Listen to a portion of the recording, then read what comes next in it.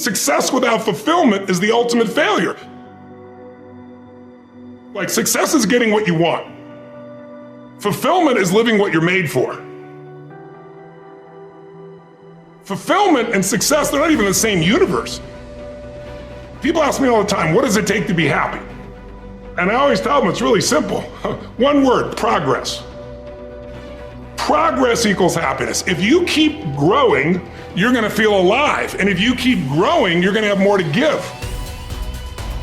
It doesn't matter how many statues, Oscars they give you, or Emmys, or how much money you have in the bank.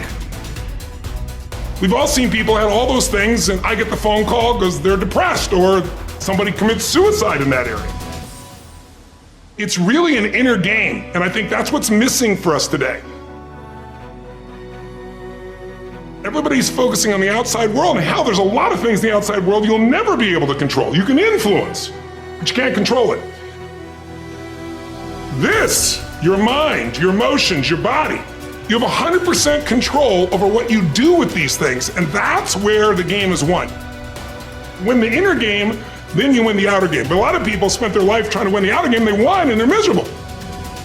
Someone can tell you your whole life you're a piece of crap, but you can say, screw you, read between the lines, and make your life work.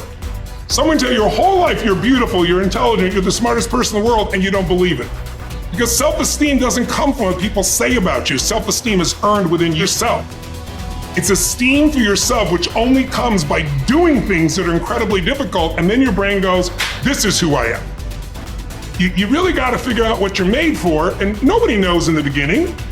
So you start where you are and you do what's in front of you, do what's next, and you keep growing until you start to discover, hey, this is my real passion. So identity is the number one thing I work to change with people, to expand it. Expand your own sense of who you really are and what you're capable of. And the mindset has to be destroy any limitation and move forward, move forward, move forward. I think passion is the genesis of genius. If you've got enough passion, you're gonna find answers nobody else does, but most people run out of fuel, meaning they get tired, they get exhausted, they get burnt out, they get the law of familiarity. They're around something so much they take it a little bit for granted. And I've managed to see something in myself that I've found in every great leader that I've ever respected, and that is, I value intelligence immensely, but I know really smart people can't fight their way out of a paper bag pragmatically, right? What I see as the one common denominator of people that are successful over a lifetime is the sustained hunger. Hunger is the number one factor. You need to be good at pattern recognition, and that's what gets somebody strong at anything. I mean, you look at, why is Amazon doing so well? He realized one pattern was valued over anything else, convenience, right? If you look at Tom Brady, a friend of mine, he's got pattern recognition like nobody else at 43 years old. He's able to do things no one dreamed could be done. He's got more Super Bowl rings than any team. See, what do they see that none of us see? What's the pattern? Then you gotta learn pattern utilization. It's one thing to see it, it's another thing to use it. And then if you're good after a while, you get to pattern creation. It's like if you learn to play the piano, most people play other people's music, and then there's a point you've learned so much that you're able to create. It really comes down to anyone can learn anything if it's important enough to you. So it's like my drive is not just for me. That wouldn't be enough because it's easy to meet your own needs. It's not that difficult. But if you can find something that you care about more than yourself, your daughter, your son, your family, your business, your mission, your community, whatever it is, that's really the secret to energy and vitality and strength and really learning. One of the things I want to do with people during this challenge is take things that seem so complex and make them so simple so you do it. Get it really simple, things you can do right now to change your life. You can go to experience it that day, and then you get momentum. Day 1, day 2, day 3, day 4, and all of a sudden now what used to be hard to do is easy to do. And I think for anyone, you gotta understand, anyone can learn anything if you can just break it down to its simple core, and that's what I try to do most. And I'm just not willing to settle for a life without passion and aliveness. That's just like, there's so much to learn, there's so much to grow, there's so much to give, and I'm wired to grow and give. And I think anybody that's wired to grow and give is gonna have a really fulfilling life. It doesn't matter what you choose to do, you're gonna be alive. A year ago, People thought we were coming out of, we got vaccines now and we're coming out of COVID and it's going to be all over now. People are excited.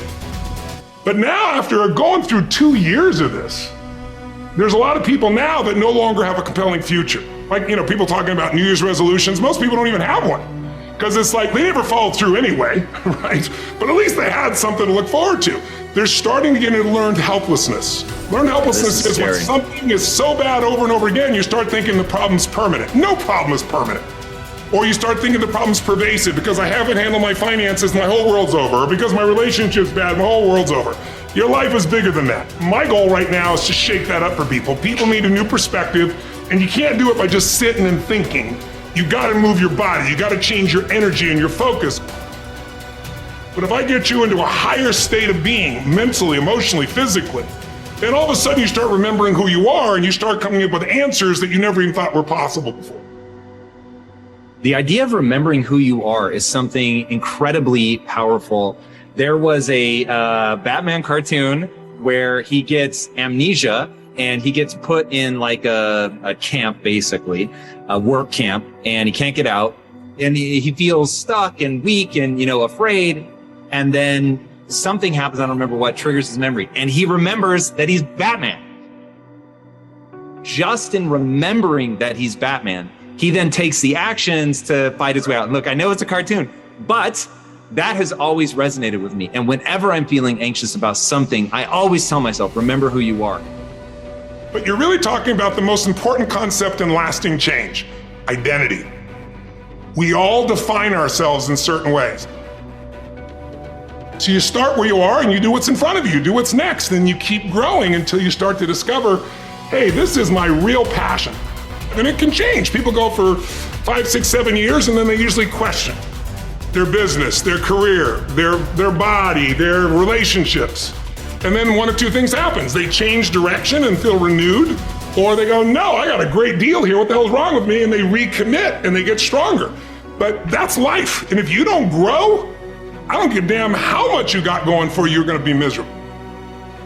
I think as early on I realized that, one of the things you have to understand about life is everything changes and everything ends. And that kind of sounds heavy on the front end, but it's a truth. If everything changes and everything ends, number one, it should make you appreciate what you have right now. And then my view is what's next is always better. If I make it so, it's my job to make it so. And I think that's how we have to navigate. But most of us have been conditioned not to take a risk. People ask me all the time, what does it take to be happy? And I always tell them it's really simple. One word, progress.